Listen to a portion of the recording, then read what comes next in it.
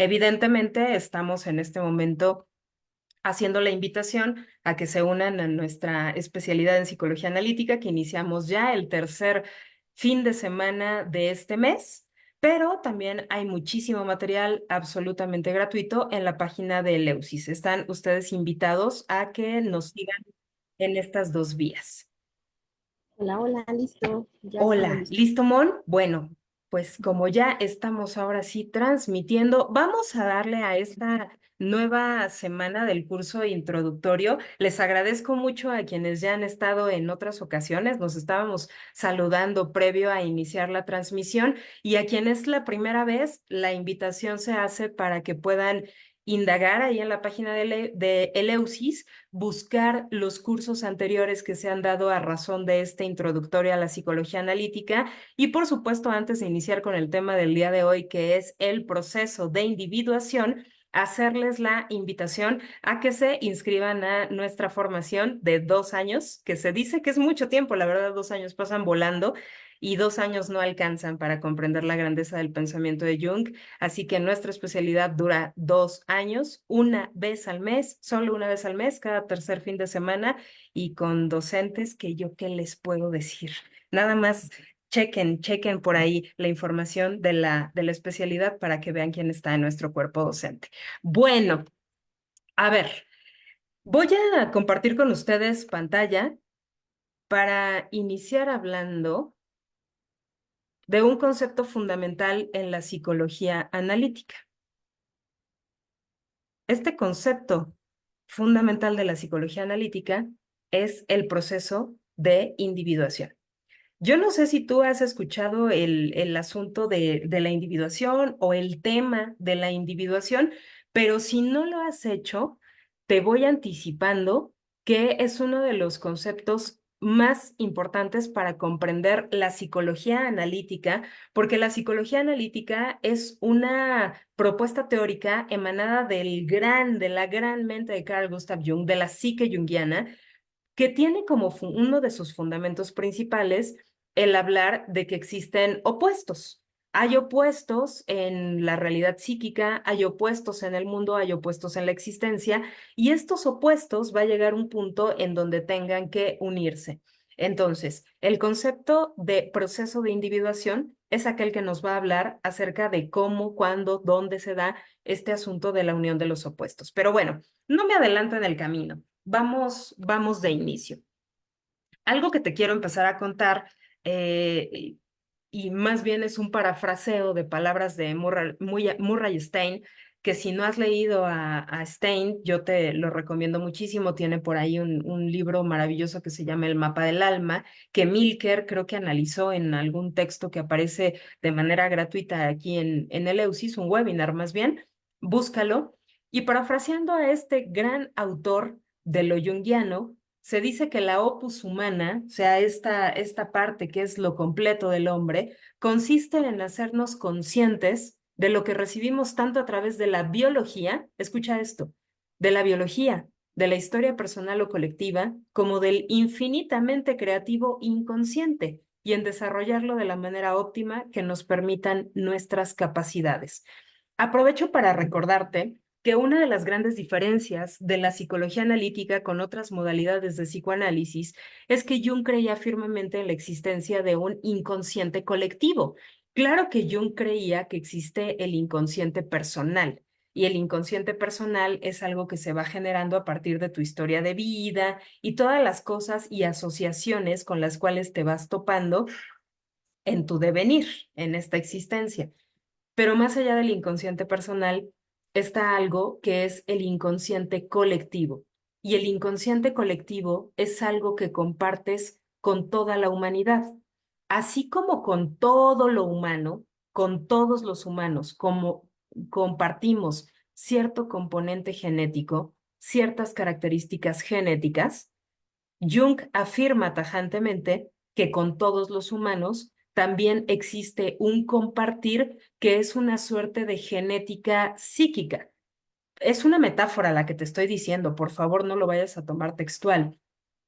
Es algo, el inconsciente colectivo es algo que es previo al nacimiento de cada individuo, porque existe ya desde que la humanidad lo es.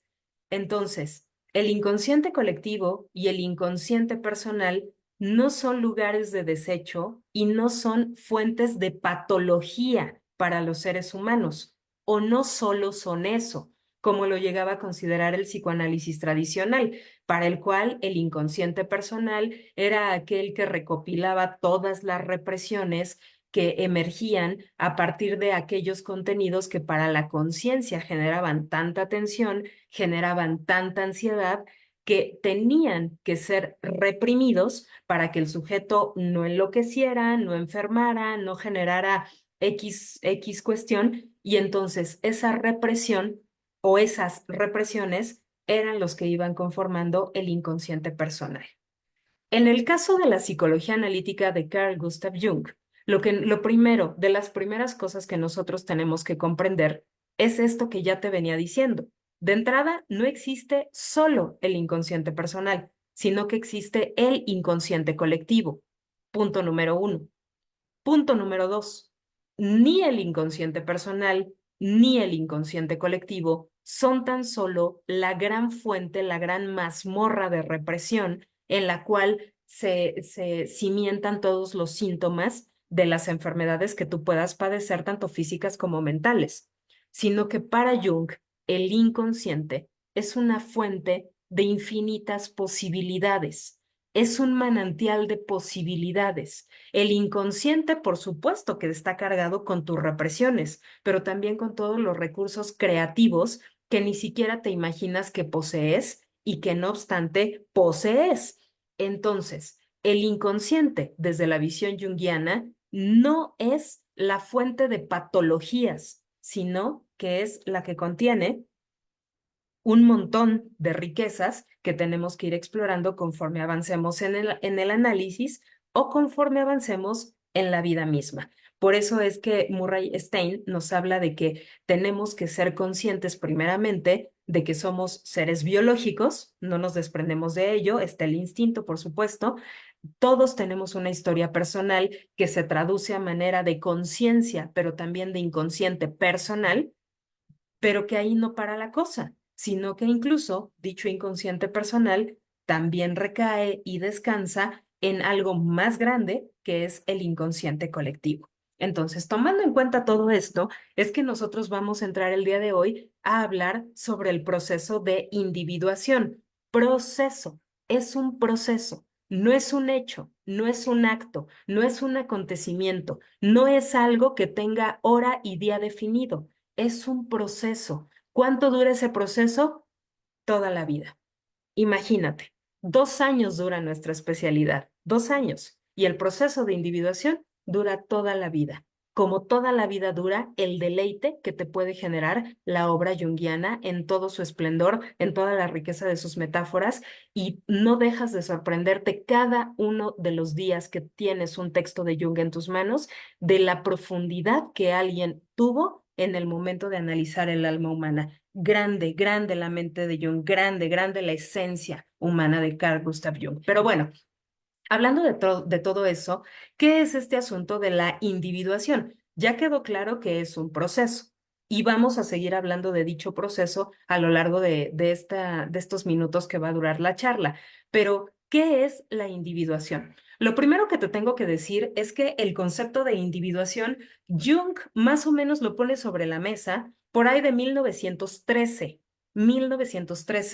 pero no es hasta 1921, 1922, cuando sale a la luz su gran obra Tipos psicológicos, en la cual tú puedes encontrar que ya lo define de una manera muy puntual, muy específica, y nos da a conocer de una manera más detallada lo que para él simboliza la individuación y por qué para la psicología analítica es tan importante. Entonces, si tú te estás preguntando en dónde puedo encontrar cuestiones del proceso de individuación, viene en la vida simbólica, que es el texto que te refería en la primera diapositiva, pero también viene en tipos psicológicos, que reitero, lo menciona en 1913, pero lo publica poquito, casi 10 años después.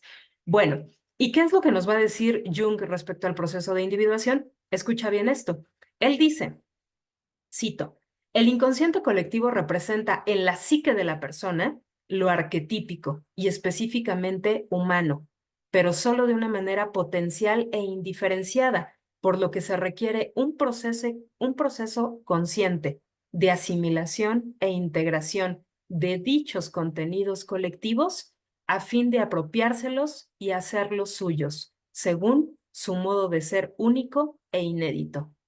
¿De quién? De la persona. Traducción al cristiano. Va a haber un montón de contenidos que tienen que ver con el inconsciente colectivo. Muchas cuestiones de carácter arquetípico que tienen que ver con el inconsciente colectivo. De hecho, si tú te has acercado a la psicología analítica por el tema de los arquetipos, bueno, los arquetipos son los contenidos del inconsciente colectivo. Nadie puede conocer a plenitud un arquetipo. Esto me lo vas a escuchar decir con muchísima frecuencia. Nadie puede conocer un arquetipo, ni siquiera el mismo Jung. Nadie conoce un arquetipo. Lo más que podemos conocer son las imágenes arquetípicas. ¿A qué me refiero con esto? En los webinars sobre la dinámica de lo inconsciente lo detallé en los 8 últimos jueves, ¿sale? Pero lo voy a repetir ahora. Un arquetipo, por ejemplo, es el arquetipo de padre o el arquetipo de madre o el arquetipo del niño eterno, el puer eternus. Eso es un arquetipo, el arquetipo madre.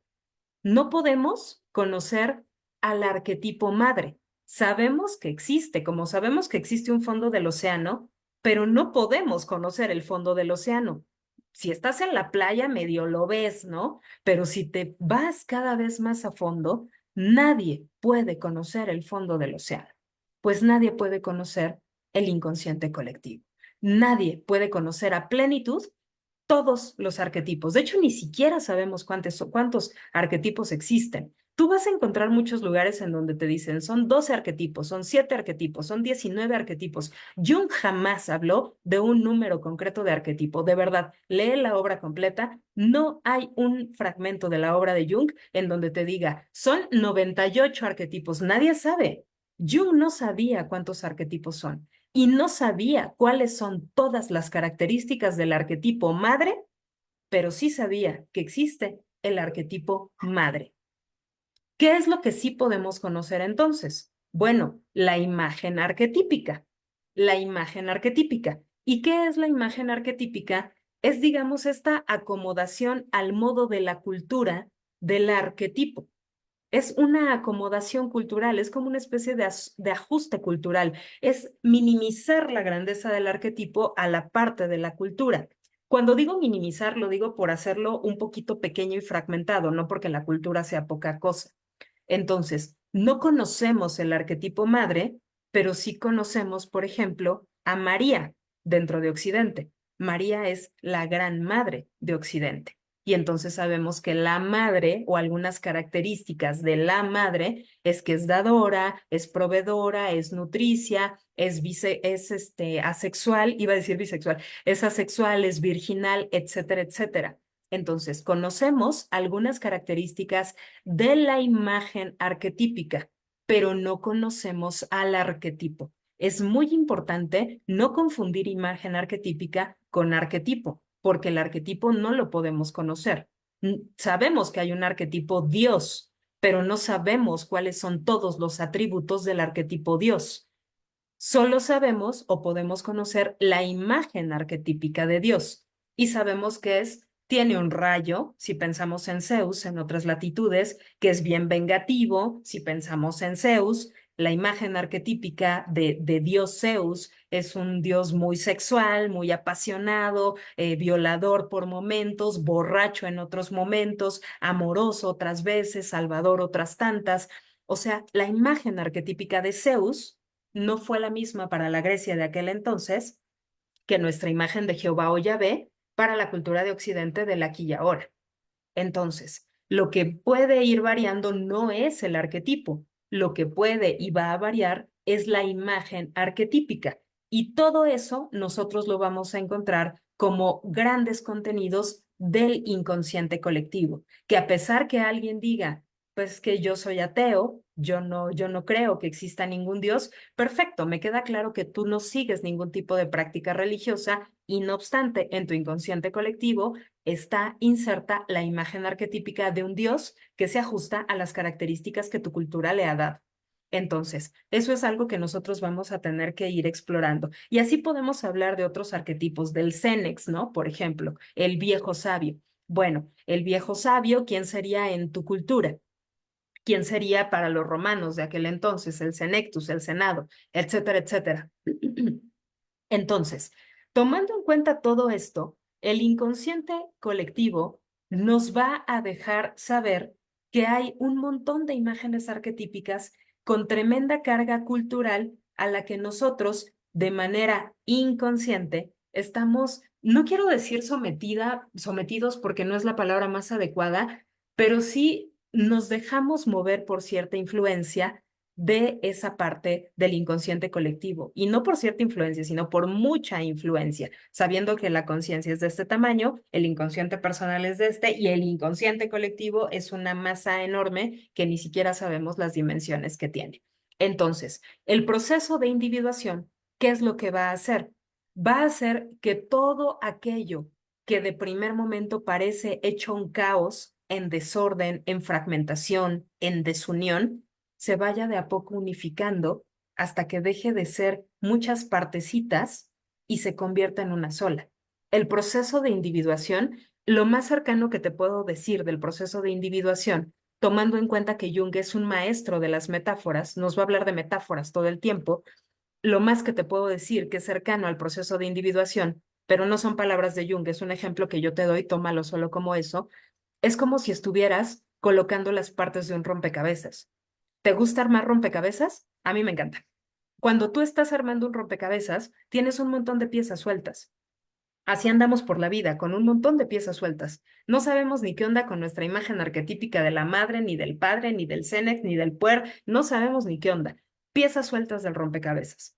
En el proceso de individuación, lo que vamos haciendo es que esas piezas se van acomodando de tal suerte que unas van encajando con las otras. Nos damos cuenta a veces en el armado de rompecabezas que lo que tú ves como una pieza muy blanca es la que va del lado de una pieza muy negra y de entrada las había separado por color y luego te das cuenta que forman parte de una misma escena de ese rompecabezas. Entonces, el proceso de individuación es un proceso de armado de rompecabezas respecto a los elementos que conforman tu personalidad y también la mía, para que al final del día tengamos el rompecabezas completo, perfectamente bien armado, que ya no se ve hecho un caos, sino se ve como una pieza completa de la que difícilmente se ven las piezas sueltas y solamente se alcanza a ver esa completud. Espero que esta imagen te sirva para más o menos ubicar lo que es el proceso de individuación. Pero una vez que te doy esta imagen, te tengo que dar también una mala noticia, porque esa imagen completa del rompecabezas es absolutamente inalcanzable. Nadie puede llegar al armado completo del rompecabezas. Lo más que podemos hacer en el camino de la vida es ir armando de a poco las orillas, es ir armando de a poco el elemento de que tú sabes que va a la derecha, esto que es un faro, esto que es una sombrilla, esto que parece el rostro de una mujer, y vas medianamente armando algunos fragmentos, pero el rompecabezas completo no lo vamos a terminar jamás. Esa es la mala noticia que da en la psicología analítica. Y este proceso de individuación, como te decía, es ir uniendo las piezas y algunas de ellas, vaya que se ven como opuestas. Parece que nada tienen que ver la una con la otra y no obstante tienen todo que ver, te lo garantizo.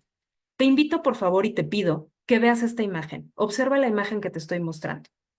Esta imagen es un fragmento del Rosario Philosophorum que Jung va a utilizar mucho en sus textos alquímicos. No me voy a meter absolutamente nada de alquimia el día de hoy, porque alquimia es uno de los temas que yo sugiero ver al final de que ya se ha leído la obra completa de Jung, porque si lo vemos antes lo podemos malinterpretar. Pero te pongo esta imagen no para hablarte de alquimia, sino para hablarte de los elementos que la constituyen, porque el proceso de individuación mucho tiene que ver con la unión de opuestos complementarios, no de unión de opuestos que se repelen, sino de opuestos complementarios. La psique está compuesta por opuestos que se complementan. Ve la imagen, por favor. ¿Sí alcanzas a ver que hay una andrógina? Está aquí un hombre y una mujer, un ánima y un ánimus, que están complementados. Está el animal de tierra, que es la serpiente, y el animal de aire, que es el ave. El animal de tierra está en lo alto y el animal de aire está en lo bajo, porque están unidos. Y hay varios elementos que tendríamos que ver acá. Jung habla en muchas imágenes, y lo dije tal cual, habla en muchas imágenes, algunas de ellas creadas por él, de cómo la psique para Jung es esa unión de opuestos, que parece que nada tienen que ver el uno con el otro y que al final, si vamos avanzando en el proceso de individuación, nos vamos dando cuenta de que son absolutamente complementarios. Avanzamos de a poco.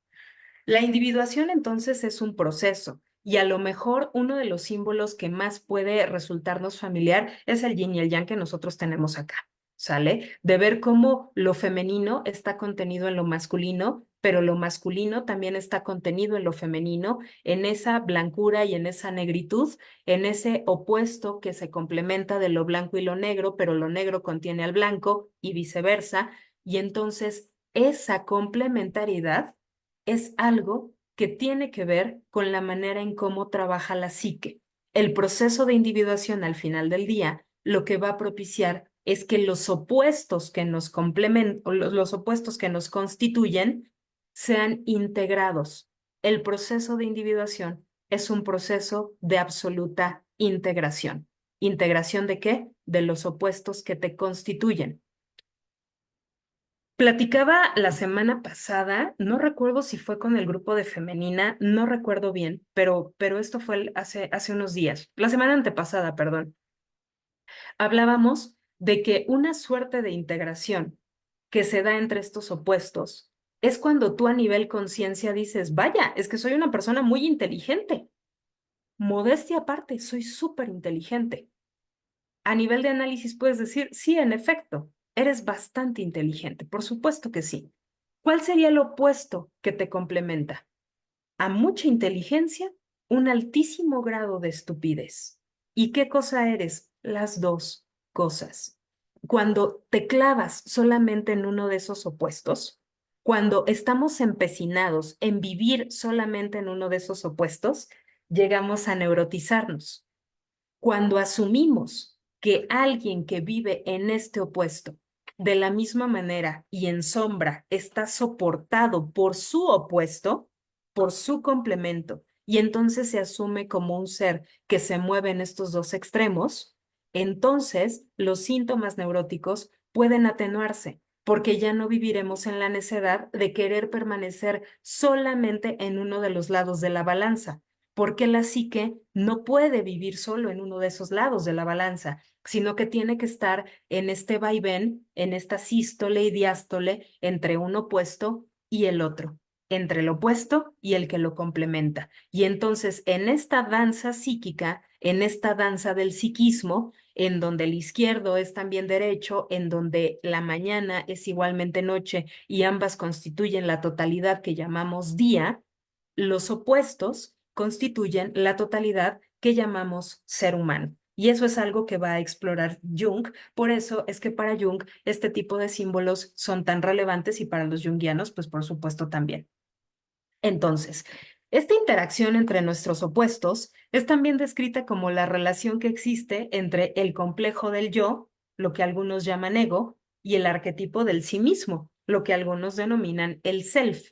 ¿Sale? Entonces, esto del complejo del yo y el self lo voy a desglosar minutos más adelante. Ahorita acompáñame en el viaje y ahorita vamos intentando dar respuesta a algunas preguntas que van a surgir.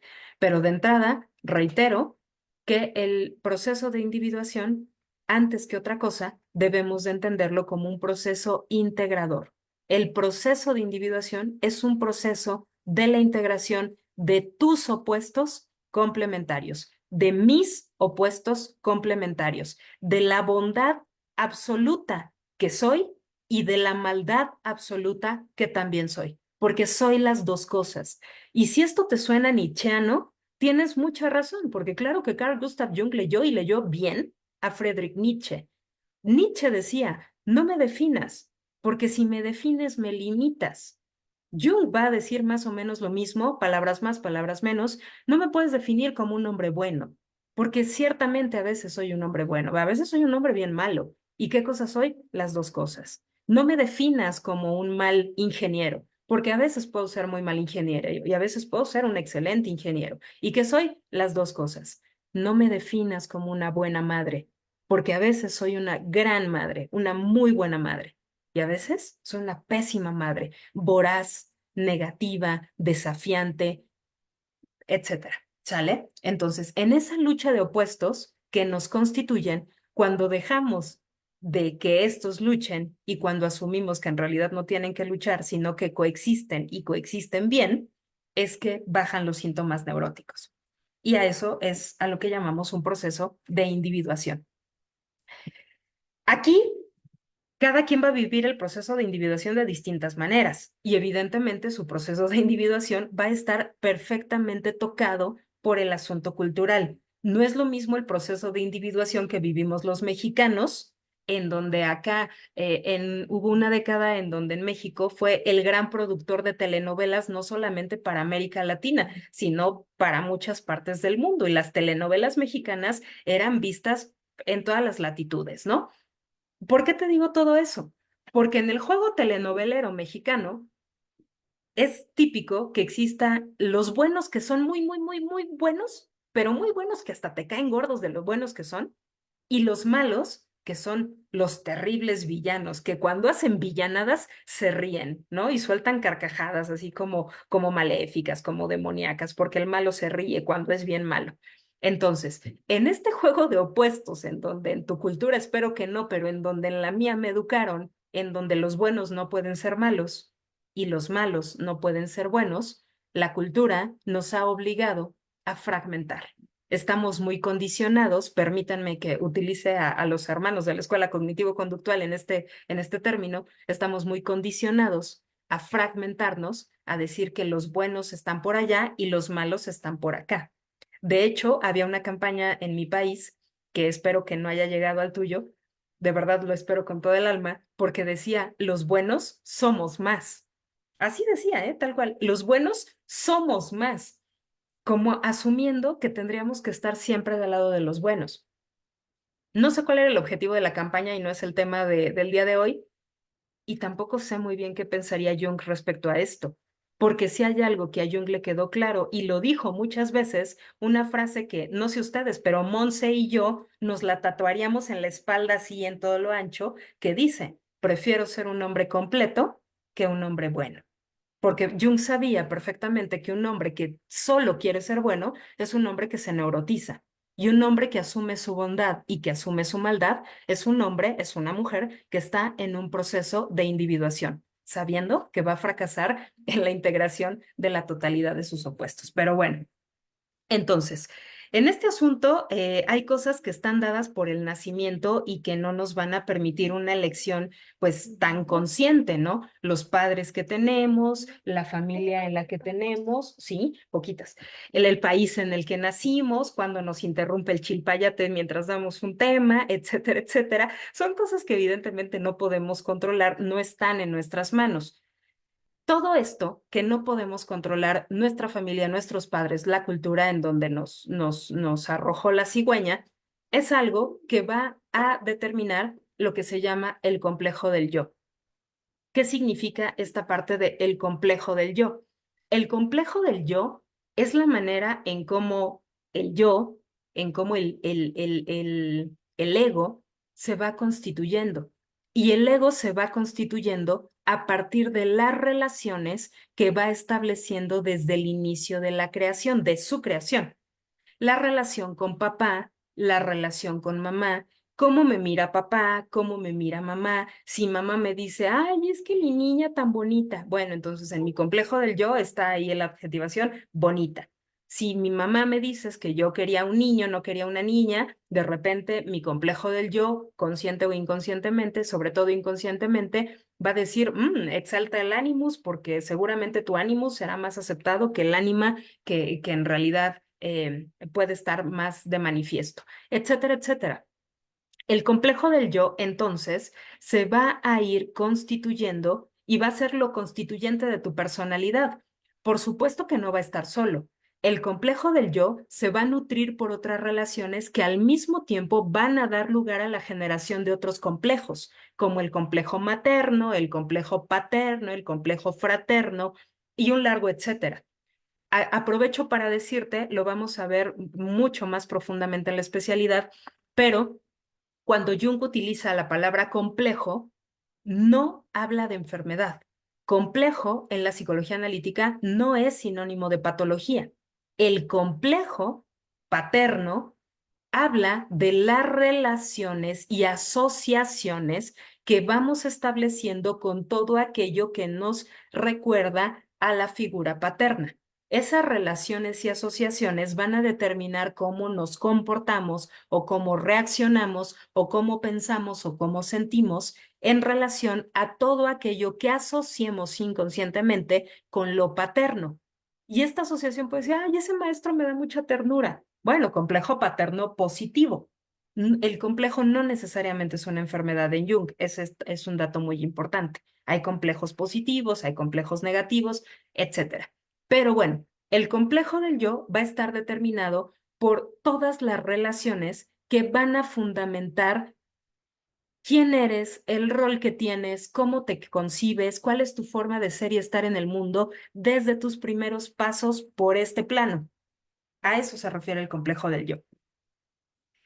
Y en este sentido, el complejo del yo va a recaer, el yo mismo, el ego mismo, va a recaer, como te decía hace unos minutos, en una cultura que tú no elegiste, que puede que te guste o puede que te disguste, pero tú no la elegiste.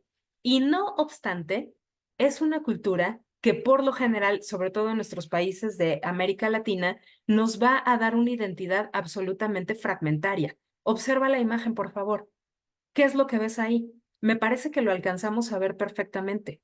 O sea, de un lado están las princesas y del otro están las villanas, las brujas, las malvadas, las que de repente ponían a fregar el piso a Cenicienta, la que le dieron la manzana a Blancanieves, la que le quitó la voz a la Sirenita, la que no tiene perdón de Dios y quería hacerse un abrigo con piel de cachorro. A esa sí, si yo la tuviera enfrente, me la cacheteo. O sea, aquí tenemos un montón de malvadas y tenemos un montón de princesas, y unas no tienen nada que ver con las otras. Lo que Jung nos diría es, la existencia de unas es lo que posibilita a las otras. Sin princesas no hay villanas, pero sin villanas no hay princesas. Lo estoy extrapolando en términos de símbolos culturales, pero aplica para absolutamente todo. No está tu tía, la que te quiere mucho, que fue como una madre para ti, si no hubiera existido una madre que previamente abandonó y dejó que alguien más usurpara su función materna. Entonces, para que exista la una, tiene que existir la otra. Para que exista un abusador de un menor, tiene que haber alguien que no cuidó a ese menor. Tiene que haber alguien que tuvo un descuido muy fuerte con respecto a ese menor. Entonces, a veces vemos únicamente al villano y no nos damos cuenta de cómo puede que haya villanos intrínsecos, villanos ocultos, por llamarlo de alguna manera. Entonces, en este sentido, la psique es un sistema autorregulado que busca mantener el equilibrio entre fuerzas opuestas. En tu psiquismo siempre va a operar el principio de compensación. Siempre va a operar el principio de compensación. Si se te pierde el perro porque dejaste abierto el zaguán y perdiste al perro, esa noche si te quedas dormida sueñas con tu perro, porque la psique compensa y lo que hace es que algo que no existe en lo real te lo regala en lo imaginario, o te lo regala en el delirio onírico, o te lo regala a manera de pensamiento obsesivo. Bueno, es un pleonasmo. Te lo regala a manera de obsesión. Entonces, la psique tiene un principio compensatorio y ese principio compensatorio está sustentado en la existencia de los opuestos. Por eso se dice que los opuestos son eso, son complementarios, no así excluyentes. Te pido por favor que veas esta imagen. Si eres muy chiquito, muy chiquita, seguramente no sabrás ni quiénes están por acá, pero si eres compañero de los 40, ¿no? Si estamos por ahí de los 40 y tantos, seguramente identificaremos absolutamente a todos los que estamos aquí, los que están acá, ¿no? A la preciosa Shira, al gran He-Man y al super sexy Leo, ¿no? Con sus respectivos villanos. Entonces, ¿qué es lo que tenemos aquí? Incluso en las caricaturas, y no vamos a satanizar las caricaturas, o sea, si tienes hijos, no les vayas a pagar a Peppa Pig en este momento si es que las están viendo. O sea, lo que te quiero decir no es que no hay que ver este tipo de cosas. Lo que te quiero decir es que aún en este tipo de cuestiones se puede ver claramente la fragmentación que hay entre los buenos y los malos, los héroes y sus respectivos villanos. Y ni que hablar de Marvel, etcétera, etcétera, etcétera, ¿sale? Entonces estamos fragmentados y esa fragmentación nos impide ver esto que nosotros tenemos aquí. Esta imagen que tienes a continuación es un espejo. No sé si alcanzas a verlo. Esto es un espejo.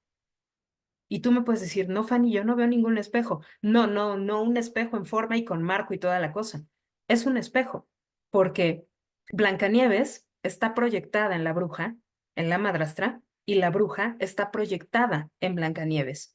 Por eso es que en muchas ocasiones, bueno, no en muchas ocasiones, de hecho Jung va a tomar los principios de la tabla esmeraldina, y ubicamos la tabla esmeralda, ¿no? Lo que es arriba es abajo, lo que es adentro es afuera, o sea, lo que ves en el otro en realidad es una proyección de lo que traes adentro, porque es así.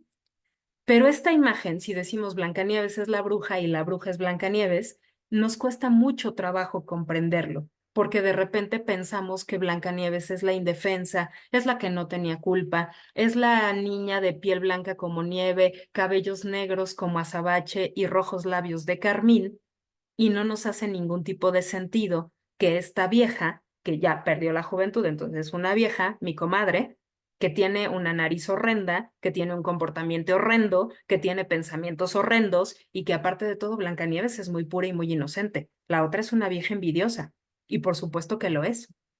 Cuando nos damos cuenta de que tú eres esa preciosa princesa que es Blancanieves, pero también eres esa vieja amargada y envidiosa que es la bruja, y las dos cosas forman parte de lo que yo soy, entonces esta imagen de ver a Blancanieves como la bruja y viceversa no me escandaliza tanto. Y eso significa un avance en el proceso de individuación.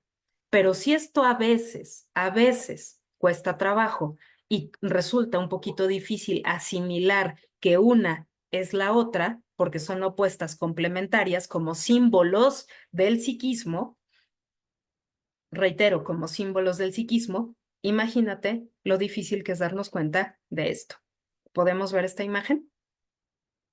No me voy a meter en cuestiones de textos religiosos ni de respuesta a Job, que es uno de los grandes libros que siempre recomiendo para la lectura junguiana, pero aquí justamente vemos una unión entre dos opuestos que en realidad son complementarios.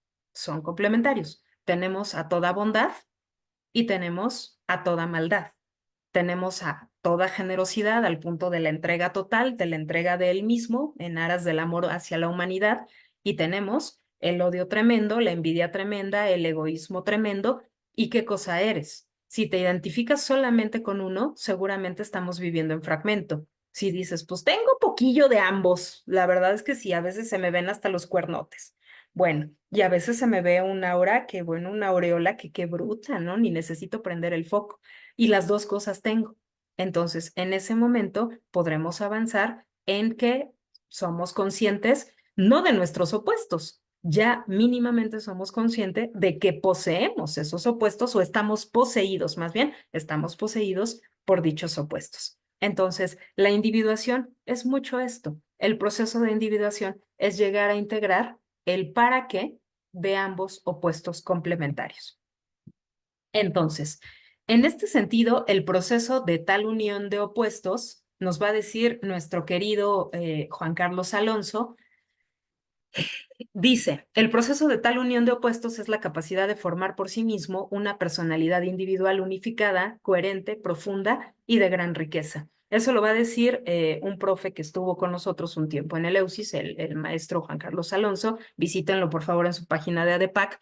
Y justamente el profe Alonso lo que dice es esto, el proceso de individuación tiene como finalidad unir los opuestos pero no solamente como un ejercicio lúdico de a ver qué pasa si unimos a estos opuestos, sino que en realidad desarrolla esa capacidad de llegar a desarrollar una personalidad individual, como él dice, unificada, coherente. Yo subrayaría esto, coherente, profunda y de gran riqueza. Dice Jung, es el proceso por el que se constituye y singulariza el individuo, y en particular el proceso por el que se desarrolla el individuo psicológico. Si es que estás tomando nota, este es el momento. Jung dice que el proceso de individuación es una labor de parto y el que nace, el niño nuevo, el niño divino, es un individuo psicológico. No es un individuo concreto, de carne y de hueso. Es un individuo psicológico. Es un individuo con alma. Es un individuo así, psicológico, pero desde esa psicología con alma de Jung como una entidad diferente de lo general, de la psicología colectiva. La individuación para Jung es un proceso de diferenciación cuya meta es el desarrollo de la personalidad individual. Es decir, no nada más saber que yo soy un dios y soy un diablo, sino qué elementos del diablo me son más afines a lo que yo soy. ¿Qué elementos de ese Dios es más afín o son más afines a lo que yo soy? No es, ay, pues soy un Dios y soy un diablo. Es decir mucho y no decir nada. O sea, en realidad es cuáles de estas características o atributos de la divinidad y también del máximo enemigo son las que yo poseo. Y entonces aquí se hace una diferenciación porque dioses y diablos somos todos. Entonces seríamos todos como el video de Pink Floyd. O sea, el proceso de individuación sería todos fabricando a gente que tiene su dios y su diablo con las mismas características todos. Y no es así. Se llama individuación porque de la madre buena yo tengo ciertas características, no todas, ciertas. Y de la madre mala, de la madre terrible, yo tengo ciertas características, no todas. Entonces tengo que ver que tengo características de ambas, pero cuáles de esas características son las que asumo como propias. Y cuando digo asumo es mucho decir, porque no siempre estas características, cualidades o atributos van a estar dados en la conciencia. A ver, aquí te traigo una imagen, le eché ganitas para ponerle letreros, mira, obsérvala bien, porque muchas veces en los afianzamientos me han escuchado decir que para mí, tampoco lo dice Jung, tómalo con la reserva de quien te lo dice, no lo dice Jung de esta manera, asumo la responsabilidad. Para mí, el sí mismo, el sí mismo es como una especie de faro. El sí mismo es el arquetipo de la totalidad, es el arquetipo de lo total, de la completud, de la unión absoluta, de la unión perfecta. Ese es el sí mismo, es un arquetipo, por ende no lo podemos conocer. Tenemos alguna imagen arquetípica, pero al sí mismo como tal no lo podemos conocer. Y no obstante, ese arquetipo de la totalidad es nuestro faro. Estamos guiados por ese sí mismo, tendemos a ese sí mismo. El sí mismo es lo que mueve, es lo que guía. ¿A quién? Pues al que tiene que integrar. ¿Y quién es el que tiene que integrar? El ego. Entonces ahí está el complejo del yo rumbo al sí mismo, en una ruta que sabe que no va a acabar hasta la muerte. Primero te mueres antes de ser toda integración. Primero me muero antes de ser completa. Tendemos a la completud, pero no la alcanzamos jamás. Entonces, el complejo del yo es lo que es movido para que integre los opuestos que tiene, como los barquillos que ves ahí.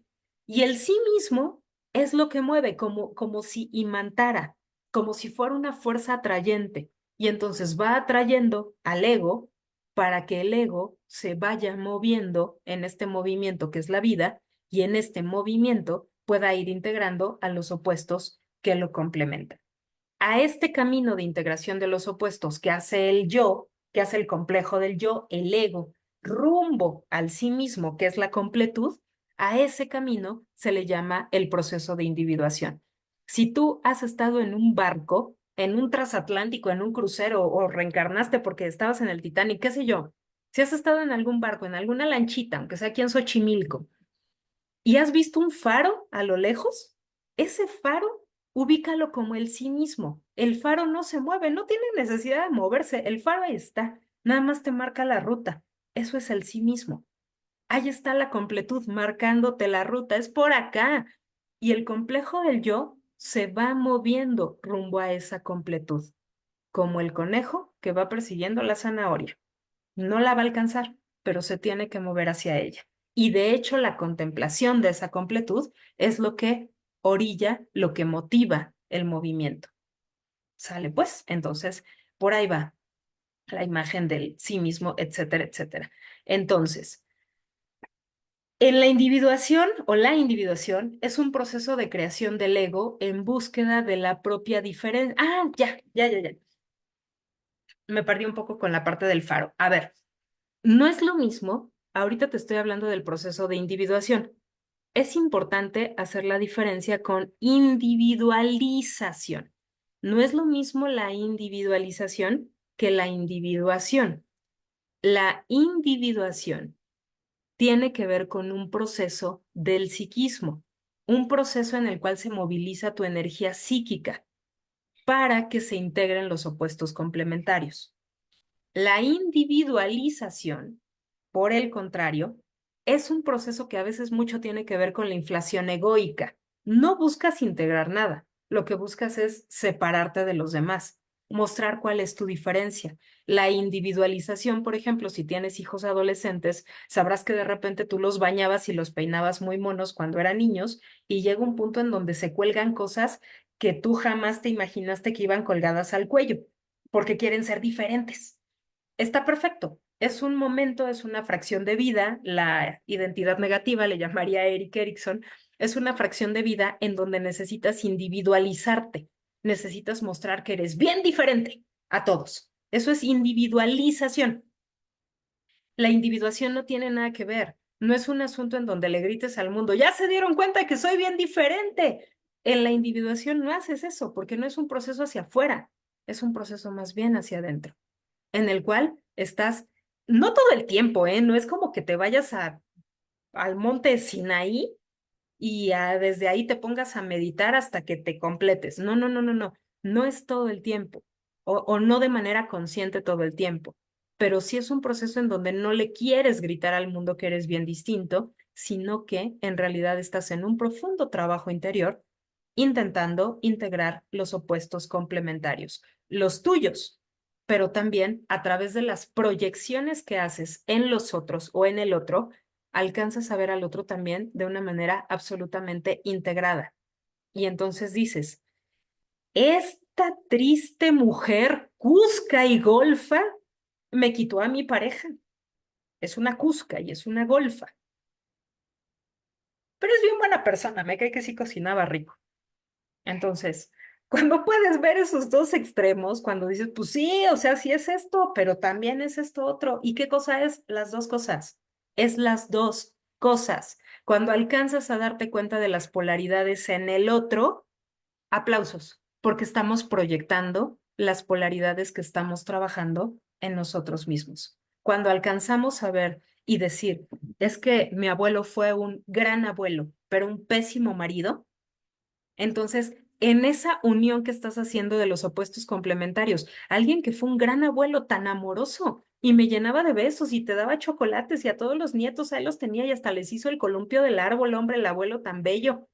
Pero a mi abuela se la pasaba tranqueándola y le metía unas golpizas, hasta la violó varias veces, de ahí salieron mis otros tres tíos. O sea, cuando alcanzas a ver que en una sola persona puede estar reunido todo el amor, pero al mismo tiempo todo el odio, toda la bondad, toda la maldad, y alcanzas a ver en el otro los opuestos que lo complementan, reitero, aplausos, vamos de gane, porque estás proyectando tu propia integración de tus opuestos complementarios. Entonces, esa es como una señal más o menos que podemos tomar para ver que ahí la llevamos, ahí la llevamos. Nadie es el villano de tu vida. Es que mi vida fue arruinada desde que mi mamá me dejó. Bueno, cuando alcanzamos a ver que mi madre fue una pésima madre, pero fue, no sé, una gran secretaria bilingüe, qué sé yo, O sea, cuando alcanzamos a darnos cuenta de que una persona no solo es buena, jamás hay una persona que solo sea buena, ni la Madre Teresa, ni la Madre Teresa. O sea, cuando alcanzamos a ver que alguien no solo es bueno y de la misma manera no solo es malo, y lo vemos en el otro, te lo aseguro, es una proyección de un trabajo interno que ya traes hecho de tus propios opuestos que se están complementando, uniendo, y entonces vamos avanzando en este camino de individuación. Los que no vamos avanzando en el camino de individuación y que estamos bien estancados son los que solamente vemos lo bueno en alguien y solamente vemos lo malo en otro alguien. Y vamos por la vida fragmente que te fragmente, con un montón de piezas de rompecabezas. Entonces, en este sentido, algo que te quiero decir para pasar a la charla, para pasar al diálogo, es, eh, tú vas a encontrar en algunos textos, hay un libro muy, muy bueno, a ver si después les puedo mandar el enlace, en donde Vázquez nos habla de algunas fases por los que se pasa en el proceso de individuación. Incluso se habla de la separación, se habla del asumir cierta misión, como una especie de camino del héroe descrito por Campbell, y lo han asociado con el proceso de individuación.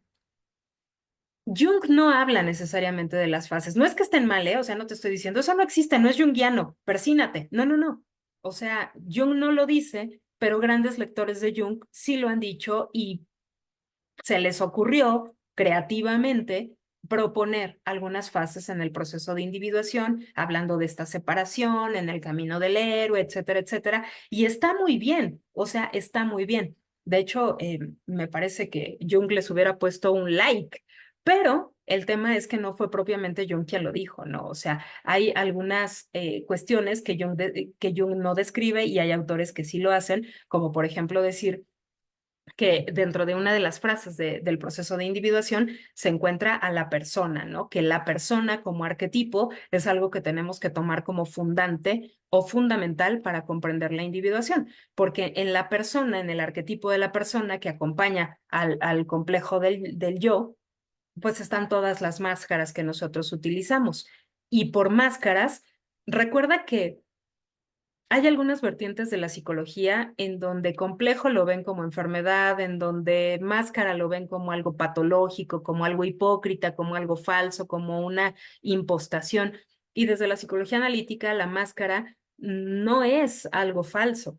O sea, la máscara se retoma del prosopón, de estas máscaras que utilizaban los antiguos actores del teatro griego, los prosopones, que se utilizaban para interpretar algunos personajes. En ese sentido, la máscara personare, personalidad, la máscara o la personalidad es un conjunto de máscaras que utilizamos para adaptarnos a algunas circunstancias de la vida. Entonces, en este momento tú tienes una máscara y yo tengo otra. Yo tengo la máscara de docente de Leusis y entonces te estoy hablando desde mi máscara, pero yo no le hablo así a mi marido y no le hablo así a mi hijo. O sea, imagíname aquí hablándole a mi esposo con diapositivas, ¿no? O sea, no sería. ¿Por qué? Porque es una máscara. Ay, entonces no eres falsa. No, pues, o sea, pero hay momentos para actuar de determinada manera. Son como ciertos trajes que nos ponemos para adaptarnos. Eso es la máscara. Y entonces, algunos afirman que la persona es elemental en el proceso de individuación, en el despojo de sus máscaras, pero no porque la máscara sea mala, sino porque de repente yo no sé si todos ustedes sean terapeutas, a mí me parece que no, porque el Leucis no es exclusivo para psicólogos, pero quienes somos psicólogos a veces pretendemos comportarnos como si estuviéramos con nuestros pacientes cuando estamos con nuestra familia y se nos da, ¿no? Y ya de repente ahí nos vamos a analizar o de repente estamos así como, este no sabe nada, está resonso, ¿no? O sea, no entiende lo que es el comportamiento humano. Yo sí sé, porque yo estudié varios años. Y entonces andas con esa máscara por la vida y entonces en tu consultorio te sirve y te sirve mucho. Pero en unos 15 años de la familia, en la boda de la prima, hasta caes gordo. Entonces, eso significa que traes patrones no adaptativos y estás utilizando una máscara inadecuada en un lugar que no es el propio. Entonces, a eso se refiere. La sombra. también lo han puesto como algo que es importantísimo en el proceso de individuación. Y es cierto, la sombra llama mucho la atención en la teoría junguiana y muchos nada más que de repente la confundimos. Y a veces, yo he escuchado muchas veces que la sombra se define como el lado oscuro de la personalidad, como el lado negativo de la personalidad, lo que te choca, te checa y un montón de cosas más. Sí, pero no. O sea, en sombra, decimos que algo está en sombra cuando no está en la luz de la conciencia. No necesariamente está en sombra algo negativo. En sombra puede estar una cualidad que no has explotado, que no sabes que tienes y que no obstante está ahí, está en sombra. Hay gente que es muy extravertida o extrovertida, como le quieras llamar. En sombra entonces tiene lo introvertido. Y los que somos abiertamente introvertidos, en sombra tenemos a la extraversión. Entonces, y no significa que una cosa sea peor que la otra. Se dice entonces que en sombra está todo aquello que no está en la luz de la conciencia o no es lo que utilizas de manera usual como función del pensamiento o de la conciencia, etcétera, etcétera. Y finalmente, el ánima y ánimos. Él y ella. Una de las grandes tareas del proceso de individuación es integrar nuestra ánima y nuestro ánimos. Integrar, no ponerlos a pelear. Eh, la integración del ánima y ánimos es un proceso muy complejo, muy complejo. De hecho, es el nacimiento del niño divino, el hermafrodita, desde el simbolismo alquímico, desde la metáfora de la alquimia, etcétera, etcétera. Esta parte de la unión del ánima y el ánimos implica, por ejemplo, que nos demos cuenta de que el ánima es en mucho la parte creativa. Es que yo tengo muchas ideas, Lilian, me dicen algunos pacientes, pero no puedo concretar nada, no concreto nada.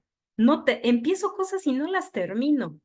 Bueno, te falta la integración del ánimus, porque el ánimus es el que concreta. El ánima es la que crea, el ánimus es el que concreta.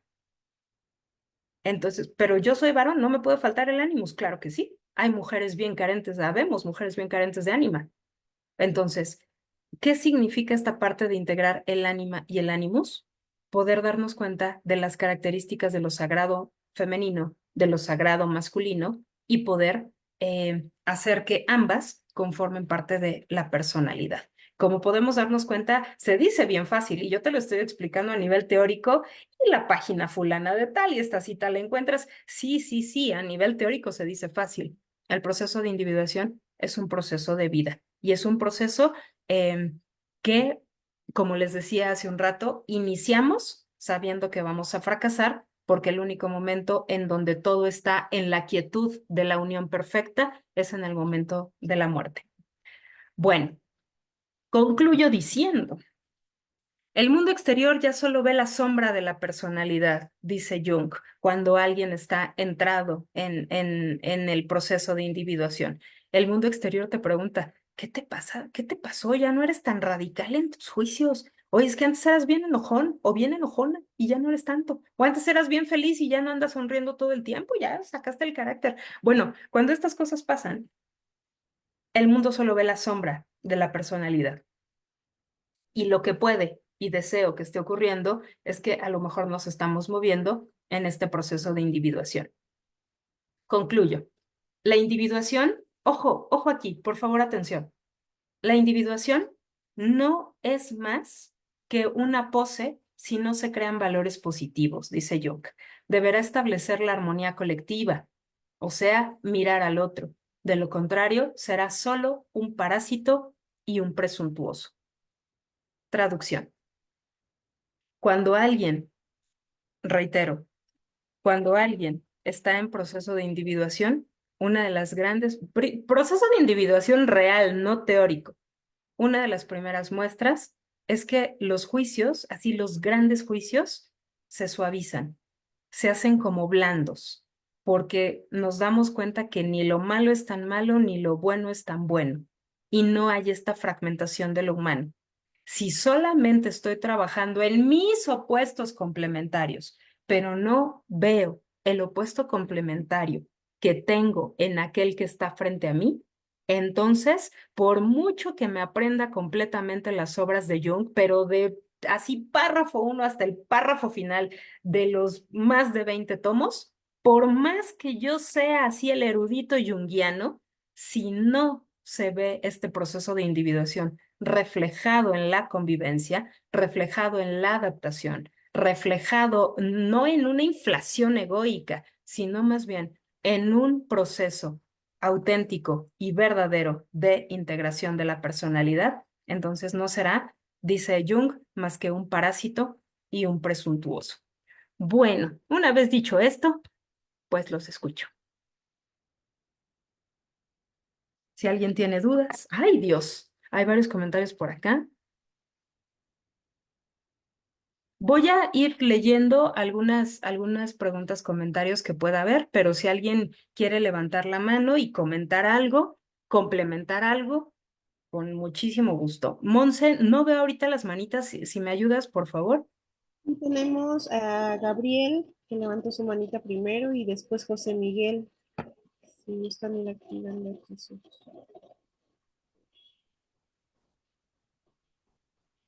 Ok.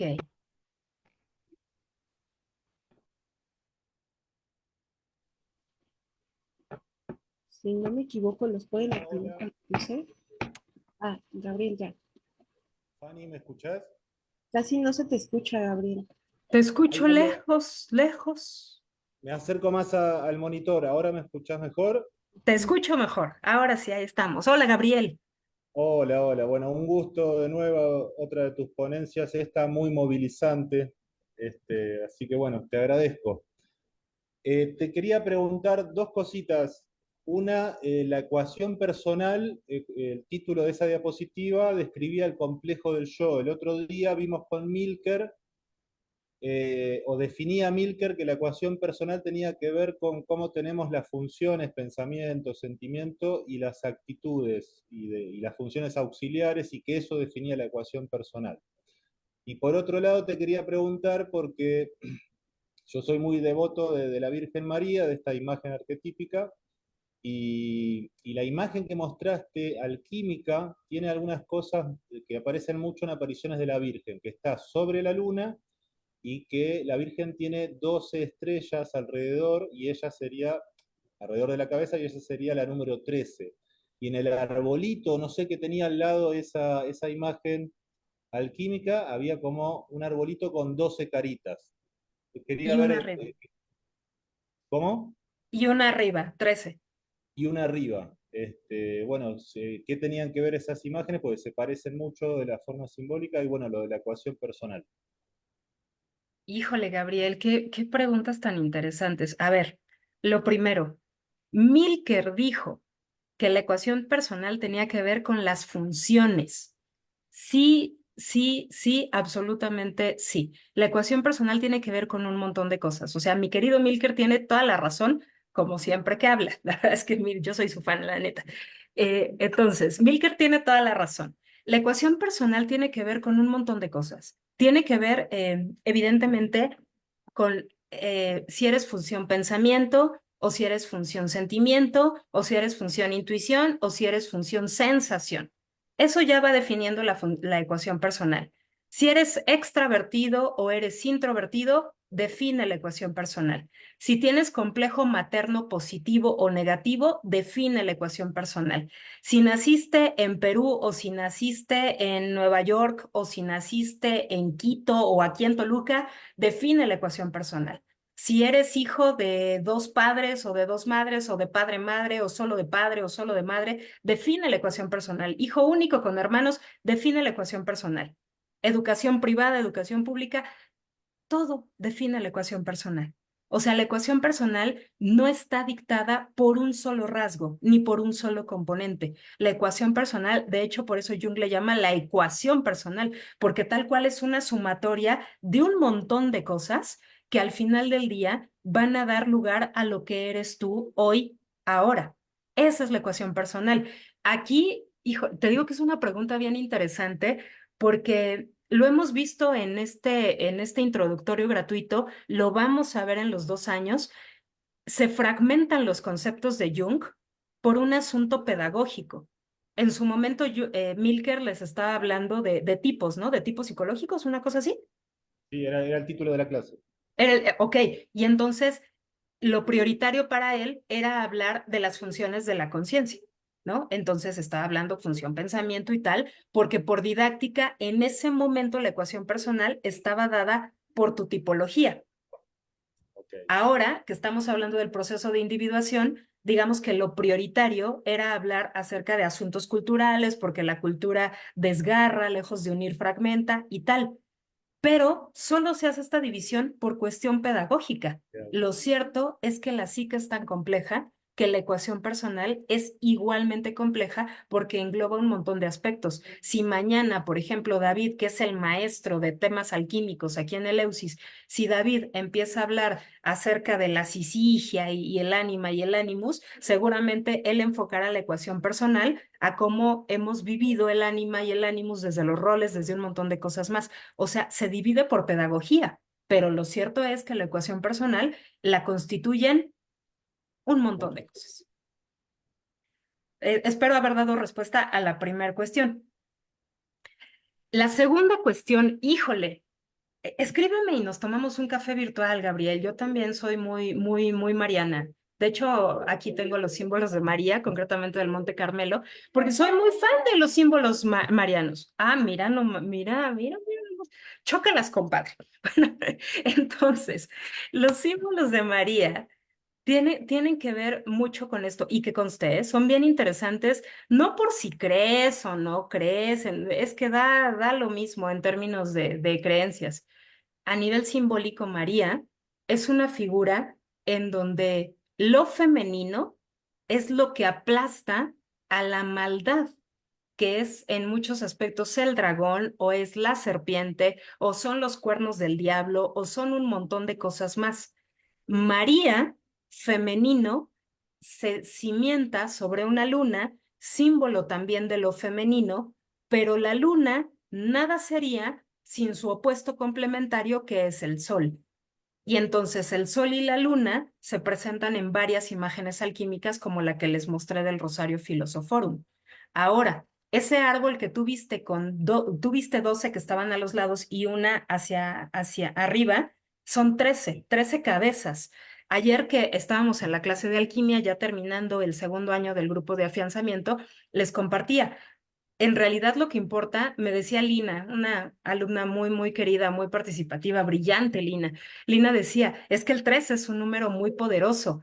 Y le decía, puede que sí, pero en realidad no importa el 13, importa el 4. 3 más 1 son 4. Y el 4 es el símbolo de la cuaternidad. Y para Jung la cuaternidad es muy importante. 4 funciones de la conciencia, 4 elementos, 4 estaciones, 4 evangelistas, 4 puntos cardinales. Entonces son 13 cabezas, porque en realidad lo que importa no es el 3C, sino más bien el 3 más 1, que da 4. Y entonces los elementos marianos, muchos de ellos, de hecho, María como tal se considera el símbolo cuaternario. Dale no sé si ya hayas leído Respuesta a Job. Si no lo has leído, no duermas hoy, Gabriel. No duermas hoy, léelo. No, Dime. pero leí Psicología y Religión y habla mucho de esto que estás diciendo. Ya estás. Ese es el texto. El elemento cuaternario es el elemento femenino. Explico brevemente. Hay toda una serie de webinars sobre psicología de la religión que me parece que, ¿cuándo lo dimos, Monse? El año pasado, creo. Bueno, está en la página de Leusis. Ahí hablábamos de cómo el símbolo de Occidente es la cruz, trinitaria. Dios Padre, Dios Hijo, Dios Espíritu Santo, todo masculino. En sombra, el cuarto elemento es el elemento femenino. Vean imágenes de la cruz. Están las dos Marías, María Madre y María de Magdala, abrazadas a la cruz. Jung dice, no abrazan a la cruz, sostienen la cruz, porque el elemento femenino es el que sostiene a la tríada masculina. Entonces, son elementos bien interesantes, Gabriel. Bueno, muchas gracias, Fanny. Un placer, Gabriel. Qué gusto que andes por acá. Bien, ¿quién sigue por ahí, Mon? No veo el orden. José Miguel. Hola Fanny, buenas noches. Hola, Migue, ¿cómo estás? Bien, bien, bien, ¿no? Muy nutrida la clase, en verdad. O sea, cada clase que ha dado Leuci ha sido muy reveladora, en verdad. Ya Yo vente a la quería, formación, Miguel, vente a la formación. y yo creo que sí, igual, tengo que animarme, porque, o sea, me gustan estos temas que entran a profundidad en la psique. Ajá, con respecto al proceso de individuación, en referente a lo que Jung trató en su psicología de la transferencia, es por eso que Jung utilizó los símbolos alquímicos de Rosario Rosario como arquetipos para explicar la complejidad, o sea, total de lo que es la integración de todos los opuestos. Sí, sí, sí, Miguel. Y fíjate que está tremendo porque si alguien sabe de alquimia de verdad en el Eleusis es David. Ojalá que algún día puedan entrar a un webinar de David Galeano, gran profe David, porque conoce un montón de alquimia. Y él te puede decir muchísimo mejor de lo que yo lo haré nunca, cómo Jung, algunos lo tacharon de místico, lo tacharon de esoterista, de esotérico, perdón. En la clase de alquimia en afianzamiento les ponía una imagen en donde había un brujo haciendo hechizos y sacando chispitas, ¿no? Y yo les decía, me da la impresión que así se imaginan a Jung, o sea, haciendo hechizos, poniendo patas de araña y en un caldero, moviéndole enfáticamente, casi con gorro y sacando chispas por la ventana, ¿no? Jung el alquimista. Y no, o sea, no. Alquimia es la gran metáfora junguiana. Hemos leído a Platón. ¿Ubican que Platón habló sobre el mito de la caverna? De que había unos hombres amarrados a los muros de la caverna. ¿De verdad alguien se imagina que en Grecia había unos hombres amarrados a los muros de una caverna y que Platón describió lo que vio? Claro que no. Todo el mundo entiende que es una metáfora, como cuando el poeta dice que tiene espinas en su corazón. ¿Te imaginas a Doctor House viendo una radiografía de un vato con espinas en su corazón? Obvio no, porque se entiende que es una metáfora. Pero cuando Jung habla de estas metáforas, todo el mundo dice, no, sí hacía magia. Que no hacía magia, utilizó una metáfora. Y entonces la alquimia es la gran metáfora, porque los alquimistas pretendían encontrar el oro, bueno, hacer oro de los metales, sobre todo del plomo. Jung dice, en psicoterapia, nosotros somos alquimistas, porque de repente alguien llega con una tristeza muy profunda, una depresión tremenda, no tristeza, una depresión, trastorno depresivo mayor. Quienes trabajamos con depresión sabemos que detrás de una depresión hay mucho enojo reprimido, mucho enojo reprimido. De hecho, la depresión es enojo reprimido. ¿Quieres trabajar con depresión? Haz que salga el enojo. Si no sale el enojo, la depresión no se va. Eso es alquimia, porque el enojo es la otra cara de la moneda de la depresión. Es una metáfora de cómo el plomo que pesa, que es la depresión, se transforma en oro y entonces sale el enojo y la persona se libera y entonces vive sin síntomas depresivos. A eso se refiere. La energía psíquica cambia, no se crea ni se destruye, se transforma. Eso es alquimia, es una metáfora. ¿No es precioso, Miguel? No, definitivamente, porque la metáfora es el mensaje, pero en oráculos. Porque el que descifra el símbolo ve más allá del mensaje y se mete a profundidad a lo que se quiere integrar en la persona. Ya, lo dijiste todo y lo dijiste perfecto. El que descifra el símbolo ve más allá y el símbolo no tiene fin, no es un signo, ¿no? No se agota su significado. Bien, muy bien. Gracias, Miguel. Qué gusto que estés por acá también. Seguimos con Muchas gracias, Fanny, ¿verdad? Muchas A, gracias. a ti, bonita noche. Marta Paola.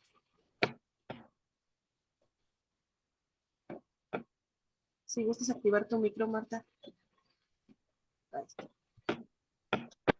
Hola, ¿cómo estás, Fanny? Hola, Marta. Buenas noches. Estoy encantada siempre de escucharte, de verdad. Listo. Tengo esta duda, mi querida Fanny. Cuando hablas del complejo paterno y del complejo materno y lo defines como si hay un complejo positivo o si hay un complejo negativo, aquí me confundo un poquito a la hora de poderlo aplicar en consulta porque si hablas justo de esta integración de opuestos, en donde podemos tener a la madre tirana y a la madre amorosa, entonces, ¿por qué se define un complejo como positivo o negativo? No sé si me explico. Porque incluso híjole, ahora sí que es muy complejo hablar de los complejos, pero imaginemos un complejo paterno positivo es aquel que se establece cuando las relaciones con la figura paterna se dan en un ámbito, digamos, de lo adecuado. O sea, el padre es aquel que provee, y no necesariamente el dinero, o sea, pero es proveedor, es un padre cuidador, es un padre protector, sobre todo eso, es un padre protector, es una figura evidentemente de autoridad, es un montón de cosas. Y entonces se van generando estas relaciones y el niño entiende que hay un proveedor y hay un protector al lado suyo. Y está bien. Y entonces espera que el proveedor provea, perdón el pleonasmo. Está hermoso. A los 14 años, a los 15 años, a los 16 años, a los 17 años, complejo paterno positivo. A los 18 años, yo sé que mi padre me va a resolver. A mis 32 años, yo sé que si se me poncha una llanta, mi papá llega y me la cambia. A mis 44 años, yo sé que si se me atrasa el pago de mi celular, mi papá llega y me paga la cuenta del celular. Eso que en un inicio fue complejo paterno positivo, porque figura paterna hizo lo que tenía que hacer, se puede convertir por exceso en un complejo paterno positivo en su momento que tenga algunos tintes catastróficos patológicos cuando excede a ese momento. No sé si me explico.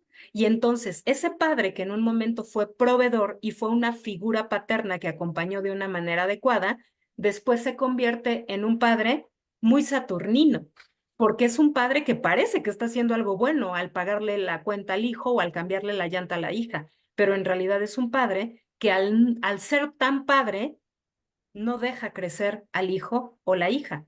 Y entonces tiene a su puer eternus eternamente, tal cual, para que él siga siendo eternamente el padre. Y entonces ahí es en donde tenemos que diferenciar en un proceso analítico que el complejo paterno positivo estuvo llevado de manera muy adecuada hasta cierto punto, pero hoy puede resultar un tanto cuanto estorboso. Ok, y a ver, en ese ejemplo me queda muy claro, pero vamos a pensar en otro ejemplo. Persona que tiene un padre abusador Sí, sexualmente, ¿no? Este chico que tiene un padre que abusó de él sexualmente y le maltrató. Si estamos diciendo que en un ser humano existe el ángel y existe el demonio, ¿cómo integrar en la psique de este chico al padre bueno cuando, no sé si cuando tiene esta experiencia tan diabólica, digamos, en su psique? sí, claro, ¿no? No, no puedes, híjole, es que caemos en el mandamiento de honrarás a tu padre y a tu madre te haya hecho lo que te haya hecho y no va por ahí el asunto. No me quiero ver muy nietzscheana el día de hoy, no sé ni por qué estoy hablando de Nietzsche, pero bueno, por algo será. Nietzsche se avienta una frasezota para mí de las mejores que tiene que dice, comprender es perdonar. Y eso que no era psicólogo, bueno, ni filósofo, gran filólogo Nietzsche, y dice, comprender es perdonar.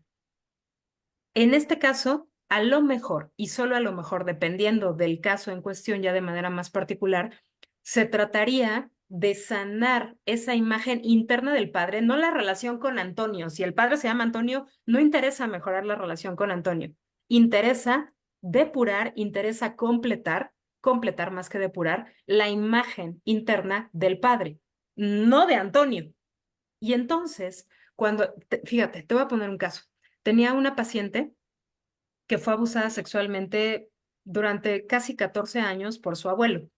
Un abuelo ante los ojos de los demás sumamente amoroso, pero a ella desde que era muy chiquita, 3, 4 años, que la llevaron a vivir con él, abusó sexualmente de ella de todas las maneras habidas y por haber, dormía con ella, era su mujer, o sea, no era su nieta, era su mujer. Em, es difícil en este sentido, que ese padre, ese abuelo bueno que te trataba tan bonito, tan nietecita en lo público, pueda eh, evitar que veas al monstruo que abusaba de una niña de 3 años cada noche. Y cuando digo cada noche, es real, cada noche. O sea, tenía vida de pareja con ella, era una cosa impresionante.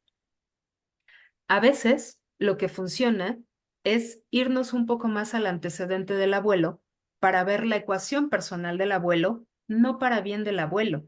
Ese abuelo que había vivido eso, había tenido antecedentes en su infancia, o sea, no solamente era el abuelo no siempre fue el abuelo abusador, el abuelo previo a eso fue un hijo.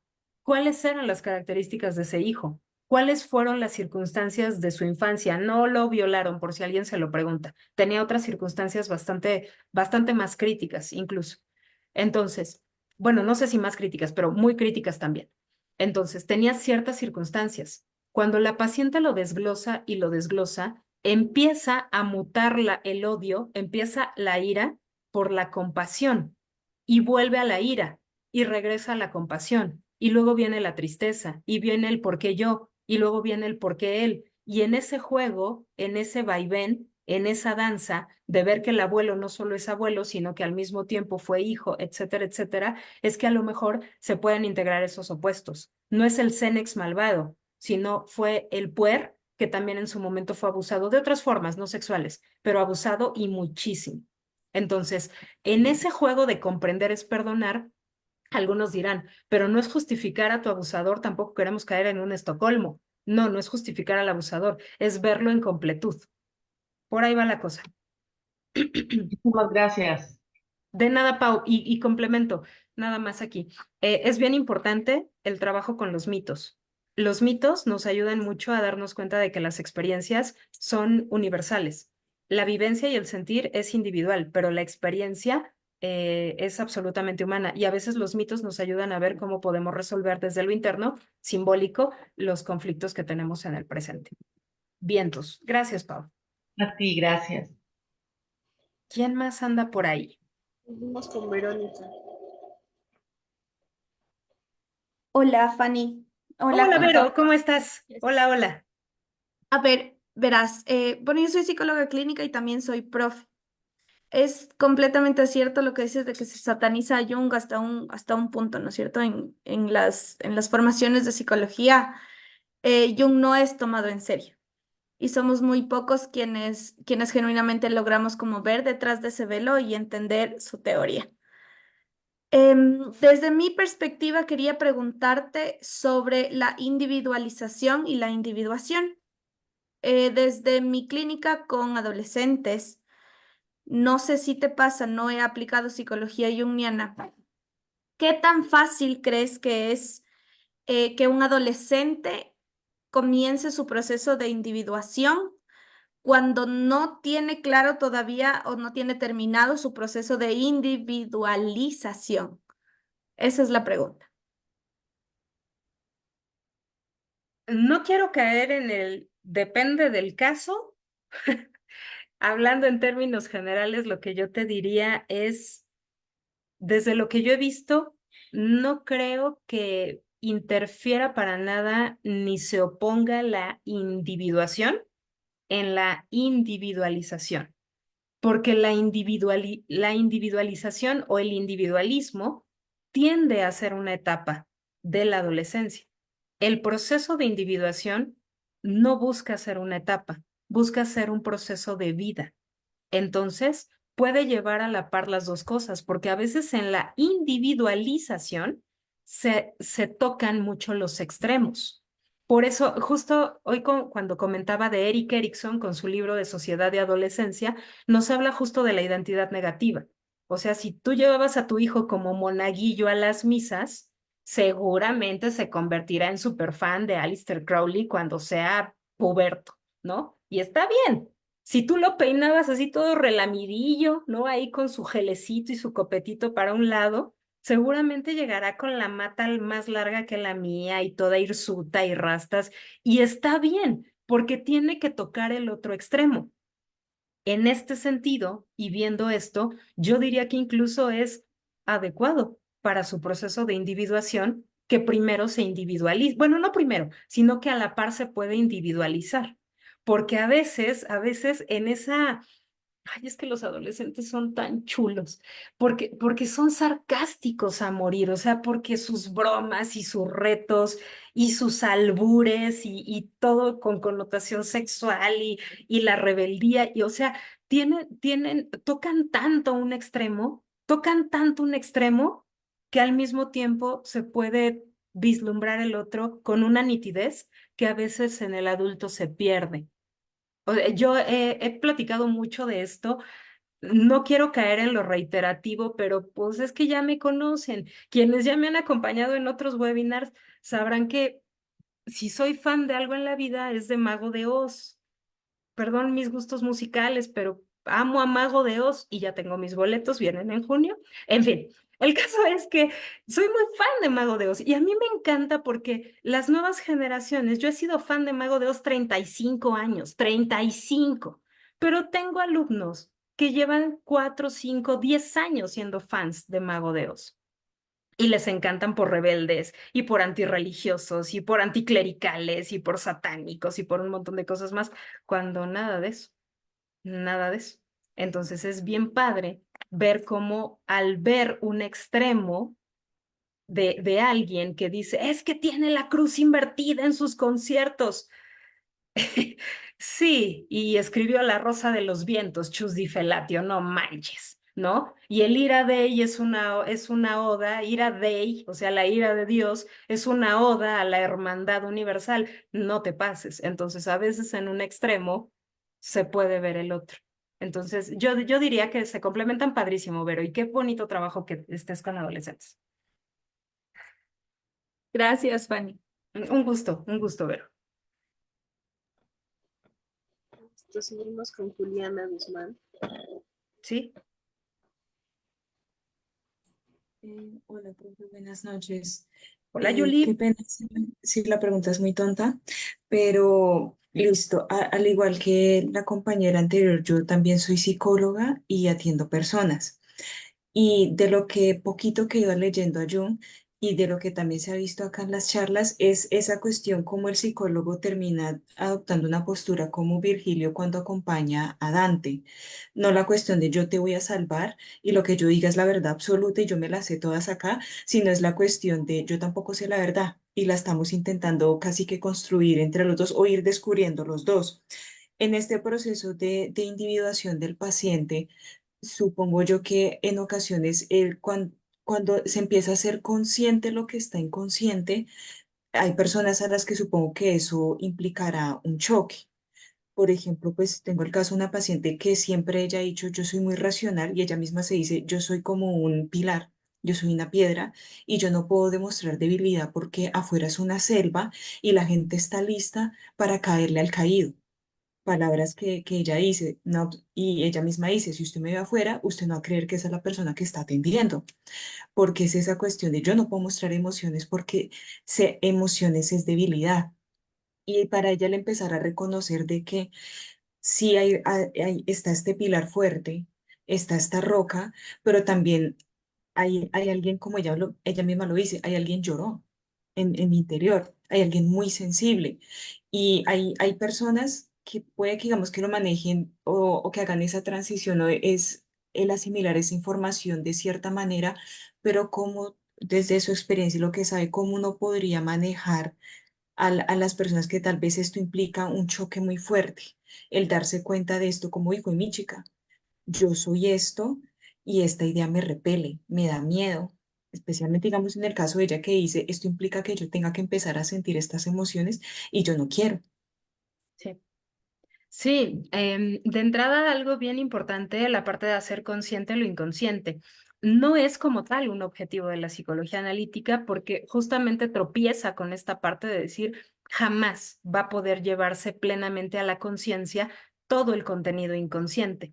Sí se trata de hacer como una ampliación de conciencia y la ampliación de conciencia a veces viene desde el notar, el darnos cuenta, el asumir, el asimilar que estamos conformados por opuestos complementarios.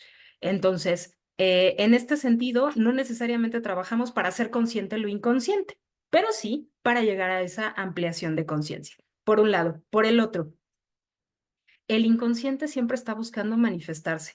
siempre. Y la verdad es que, a ver, lo voy a decir con un tanto de cautela.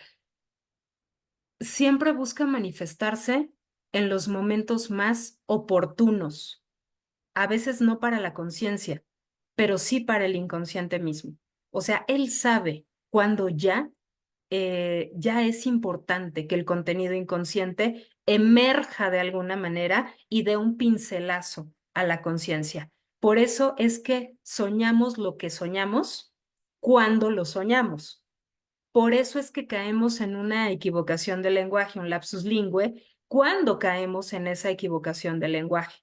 Cuando la conciencia no está preparada para determinada caída de 20, caída en conciencia, entonces simplemente el inconsciente lo resguarda un rato, porque el inconsciente no tiene prisa. A veces la prisa la tiene el analista y muchas veces la prisa la tiene el paciente. El inconsciente no, porque el inconsciente se mueve en un tiempo que no es humano, es un tiempo que es el kairos. El kairos es el tiempo divino. No estoy hablando de Dios, ningún Dios, estoy hablando de otra vez una metáfora del tiempo. Entonces, el inconsciente opera en kairos. Los que operamos en el cronos somos los seres humanos. Y algo que tú dices, Julie, yo creo que es lo que a muchos nos ha conquistado de la psicología analítica de Jung, que es la parte de la transferencia horizontal, porque él habla, otra vez en una metáfora alquímica, de que este encuentro entre dos personas es como la unión de dos sustancias químicas, es el encuentro entre dos sustancias químicas. No hay manera en que estas dos sustancias, estando en contacto la una con la otra, las dos no tengan transformaciones. Eso es por eso la transferencia horizontal. O sea, claro que hay una transformación del paciente cuando está frente a ti. Y por supuesto que hay una transformación tuya cuando estás enfrente de la otra alma. Es que no puede ser de otra manera. Y no es algo que se dice de dientes para afuera. O sea, sale un paciente de consulta o terminas la consulta virtual con un paciente y tu humor no es el mismo que con el que empezaste la charla. Y alguien puede decir, es contra transferencias, te está contaminando. No, no me está contaminando. O sea, cambió cambió algo. ¿Por qué? Porque es un alma enfrente de otra alma. Y cuando dos almas se tocan, las dos almas transitan hacia rumbos nuevos. Hay cosas que de verdad a ti ni se te ocurren. Y el paciente desde hace muchos años ya lo había resuelto antes de que a ti siquiera se te ocurriera pensar en eso. Y entonces alguien diría, es un fraude porque no te están pagando para que no resuelvas nada. Es que no estás resolviendo, estás acompañando en un análisis. Y el análisis lo que implica es que estés, no lo pudiste decir más bellamente, como Virgilio acompañando a Dante. Primero por el infierno, después llegará al purgatorio y después encontrará a su ánima en el cielo para que complemente este niño divino. Entonces, en efecto, Julie, por ahí va la cosa. Muchas gracias, profe. Gracias a ti, gracias a ti. ¿Quién sigue? Seguimos con Yumi. Bueno, así dice su nombre.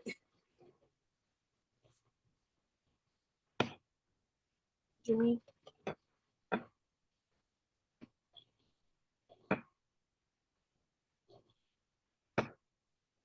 ¿Quién siguió, Mon? Yumi, pero no abre su micro. Puedes activar tu micro si quieres. ¿No? No, si no, continuamos. Ya. Hola, Hola, Yumi. disculpen. Ahora sí ya te escuchamos. Bien, bien, bien. Venga. Sí, buenas noches. No podía reactivar el micro. Muchas Ok. gracias, Fanny, por tu ponencia, muy instructiva. La Gracias. última parte en la que dijiste, una vez que la persona comprende, una vez que entiende al otro y su accionar, si es que no llega a una sana convivencia social, simplemente estaría llevando una vida parasitaria, una vida egoísta. Eso es lo que dice Jung. En mi caso, como yo vengo haciendo el trabajo espiritual principalmente, utilizando todas las herramientas espirituales y científicas desde hace bastante tiempo, yo he llegado a un entendimiento profundo a nivel familiar principalmente. Y tal como dice Nietzsche, ¿no? Perdonar es comprender. Y sin embargo, uno también cuando llega a ese punto entiende que ya no hay prácticamente ningún tipo de vínculo, porque ya no hay, o sea, cuando uno evoluciona, la que evoluciona es uno, mientras que las otras personas siguen siendo lo que son. Entonces, cuando Jung dice todo lo que nosotros somos, tenemos que llevarlo, digamos, a la sociedad para tener una sana convivencia social. Pero ¿cómo se daría eso si el entorno sigue siendo el mismo? La única persona que ha entendido, la única persona que ha comprendido soy yo, pero la interacción con esas personas de alguna manera va a seguir siendo tóxica dado que ellos no comprenden y siguen actuando del modo que han actuado. Entonces, ¿cuál sería el proceder de la persona que está evolucionando porque ya comprendió cómo sería esa dinámica en sus relaciones con las otras personas que no han hecho ningún trabajo de evolución? ¿Qué dice Jung al respecto? Bueno, de entrada, no sé cómo lo habré dicho, pero hago una corrección ahí. Jung no dice que habría que tener una maravillosa convivencia social o la más sana de las convivencias a nivel social para que tú veas que estás como en un buen camino en el proceso de individuación. No necesariamente es así. Lo que sí dice es que, por ejemplo, de hecho, el proceso de individuación, Yumi, opera cierta rebeldía por momentos. O sea, opera incluso cierto desapego de las instituciones. Opera cierto desapego de algunas reglas y de algunas cuestiones impuestas a las que no les encuentra ningún sentido. Voy a decirlo en términos muy coloquiales. Discúlpame por decirlo de esta forma, pero es como ser un rebelde con causa. ¿Me explico? No estar en esa rebeldía de estoy enojada con mi familia porque en mi familia son una bola de imbéciles todos y todos son unos malditos y no hay uno solo que yo rescate, de todos no hago uno, porque entonces no estamos hablando de individuación, porque entonces seguimos hablando desde el trauma y seguimos hablando desde la fragmentación. Cuando de repente puedes ver y dices, bueno, los primos son bien chidos, son buenísima onda, la verdad están bien divertidos, se llevan súper bien entre ellos, está padre. Yo no encajo, a mí la verdad es que me aburre un poquito su rollo, no estoy como mucho con ellos. Prefiero no ir a la reunión familiar, no la necesito, pero pues que la pasen padre, que se diviertan. Y decides no ir, pero ¿cómo te diré? No desde el malestar, no desde el repudio, sino más bien desde un asunto de, ve, ellos en su rollo, yo en el mío, y la verdad es que ellos están perfectos, o sea, ellos están bien, no en todo, no son santos, pero están bien en su rollo, hasta en su inconsciencia les funciona. Pero yo no quiero estar ahí. Me doy la aburrida de mi vida, tengo otras cosas que hacer como picarme los ojos, que me divierte un poquillo más, entonces decido quedarme en mi casa, pero reitero, no desde el enojo, no desde el repudio, no desde el menosprecio a los otros. Entonces sí, estamos moviéndonos en alguna otra parte que no tiene que ver con el trauma, que no tiene que ver con una patología, que no tiene que ver sobre todo con una inflación del ego, porque nadie es tan perfectamente idiota. Si lo fuera, no estaría vivo, no sobreviviría. Ahora sí que mínimo 2 neuronas conectadas tiene, y esas 2 neuronas seguramente, no sé, generarán cosas interesantes. Nadie es tan malo. No sé si me expliqué en esto. Uno de los autores que sí dice, entre más avanzas en tu proceso de terapia, más te adaptas a lo social, pero no como sometimiento, sino incluso como alguien que va a hacer un cambio social, es Eric Fromm.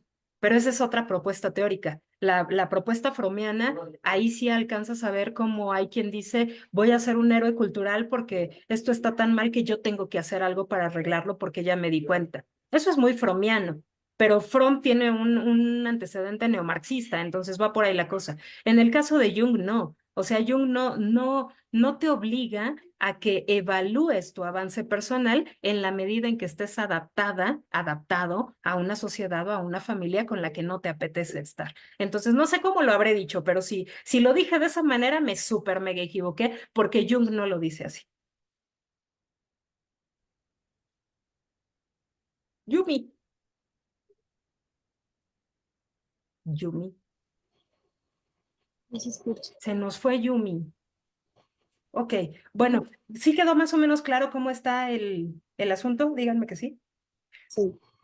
Ok, perfecto. Bueno, a ver si llega Yumi, le volvemos a dar la palabra por ahí, mi querida Mon. Y si no, no sé si hay alguna pregunta o algún otro comentario. Si Gabriel, alguien. hablando de nuevo. Hola, Gabriel. Puedes activar tu micro, Gabriel. Bueno, ahí pregunté si valía volver a preguntar. Como vi que no había nadie, me tiré el lance. Dale, Gabriel, dale. ¿Se puede diferenciar entre arquetipos del inconsciente personal y del inconsciente colectivo? O sea, sombra, ánima, animus, máscara, como parte del inconsciente personal, y Cenex, héroe, Dios, padre, madre, como parte del inconsciente colectivo. Porque en un principio yo entendí que el proceso de individuación comienza por el inconsciente personal, integrar la sombra, el ánima, y después o al mismo tiempo se da también la individuación ya con arquetipos del inconsciente colectivo. Bueno, estoy medio mareado ahí. Ok, hay que ver, insisto, a nivel de la psique, todo está unido con el todo, ¿sale? O sea, aquí lo dividimos por un asunto de pedagogía, pero vamos a nombrarlo de la siguiente manera. Los contenidos del inconsciente colectivo son los arquetipos, son los arquetipos. En el inconsciente personal, los contenidos del inconsciente personal no son los arquetipos, son los complejos. Entonces, en el inconsciente colectivo están los arquetipos y en el inconsciente personal están los complejos. Reitero porque es súper importante. Complejo no es sinónimo de patología. Los complejos son todas las asociaciones, interacciones que se hacen con respecto a una persona, figura u objeto determinado. Se constelan las asociaciones respecto a esa figura. ¿Sale pues? Entonces, ahí va. Inconsciente colectivo, su contenido son los arquetipos. Inconsciente personal, su contenido son los complejos. En este sentido, Jung dice, tú, Gabriel no tiene complejos. Los complejos tienen a Gabriel. Entonces, eso es fantástico cuando dice, uno no tiene complejos, los complejos lo tienen a uno, porque estamos tomados por los complejos. Ahora, tú me preguntarás, ¿y en qué punto se une el inconsciente personal con el inconsciente colectivo? Porque la sombra, porque la persona, porque no sé qué tanto. Yo te diré, es que el complejo, me gusta imaginarlo, tampoco Jung lo dijo de esta manera, a mí me gusta imaginarlo como una célula. Imagínate una célula. ¿Recuerdas en tus clases de biología, Gabriel, que en la célula, dentro de las partes, tenía una cosa preciosa en el centro que se llama núcleo? Pues haz de cuenta que el complejo también tiene un núcleo. Y en el núcleo del complejo está el arquetipo. Entonces, esa es la unión entre los dos. En el núcleo del complejo está el arquetipo. Entonces, a ver, volviendo al tema de María, que hoy andábamos muy marianos. El arquetipo es la madre, inconsciente colectivo. En el inconsciente individual está el complejo materno. En el núcleo del complejo está el arquetipo de la madre, pero como no alcanzo a contactar con ese arquetipo, lo más que tengo es la imagen arquetípica. Y mi gran referencia del arquetipo madre, desde mi ecuación personal, es María, porque en Occidente la gran madre es María, o la Pachamama, etcétera, etcétera, ya dependiendo. ¿Sale?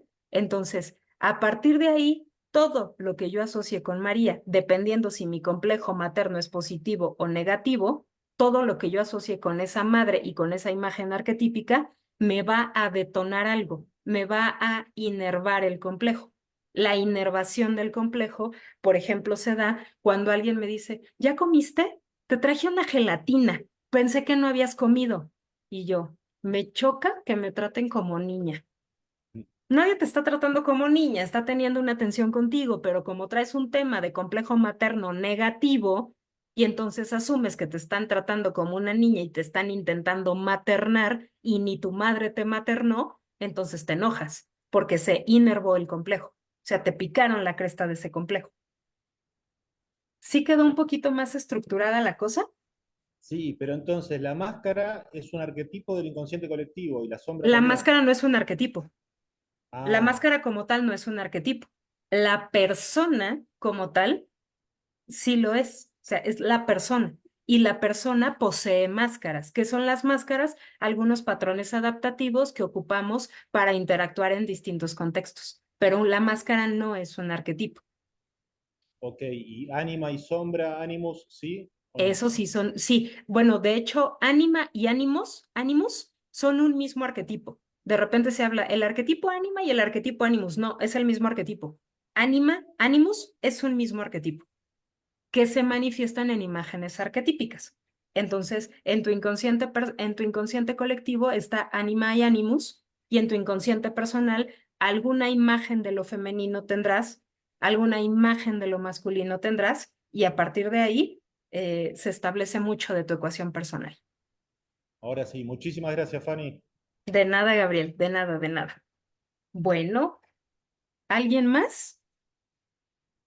Me encanta porque Miguel escribe en los comentarios, dice, Ánima es como la planificadora y Animus es el albañil. Ok, no lo pudiste ilustrar mejor. Ok, muy bien, muy bien. Ánima es muchas más cosas y Animus también es muchas más cosas para que nadie se me ofenda, pero en este ejemplo que bien poníamos hace un rato, sí, por supuesto, viene muy al caso lo que dices, Miguel, gracias. Bueno, ¿alguien más? Ya ahorita no tenemos manos levantadas. ¿Sí? Perfecto, pues si no hay manos levantadas, solamente les recuerdo dos cosas. Todavía nos quedan 3 miércoles de curso introductorio gratuito. Pero el tercer fin de semana de este mes iniciamos ya con la especialidad. No se pueden perder a los profes de la especialidad, concretamente a Malca, que es una chulada, el doctor Enrique Galán, que evidentemente es uno de los editores y traductores de Trota, de la obra de Jung, el doctor Ricardo Carretero Gramaje, que es un placer así con mayúsculas tener clases con ese hombre que es pura sabiduría y pura poesía, es maravilloso. Está evidentemente Roberto Beco, nuestro director, que ustedes lo conocen ya. ¿Yo qué les puedo decir de Roberto si es la biblioteca de Alejandría ahí dando clases? Está Milker, que tiene una forma muy particular de bajar los contenidos junguianos. Está David Galeano, que es otro de nuestros maestros expertos en arteterapia. Y bueno, David con toda su poesía maravillosamente nos está acompañando. Su servidora también estoy por ahí en alguna clase y para mí un enorme placer poderlos haber acompañado en este curso introductorio, pero espero verlos a la gran mayoría de ustedes o a todos en la especialidad que ya iniciamos en breve. Un gusto y un placer, que tengan excelente noche. Gracias, Mon, por el acompañamiento y gracias a todos. Cuídense mucho. Buenas noches. Bonita noche. Bye.